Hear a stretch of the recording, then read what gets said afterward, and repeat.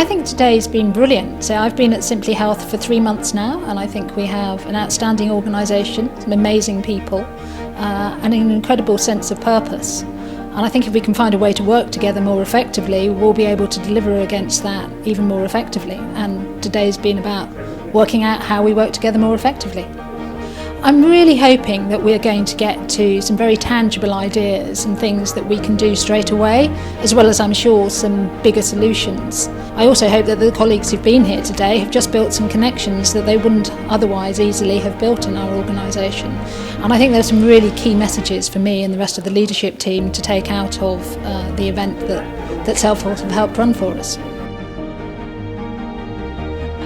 Salesforce have been super to work with. I don't know Salesforce particularly well from before, but everyone I've met has been very open and very enthusiastic and really very keen to help us at Simply Health fulfil our potential. And I couldn't ask for much more than that.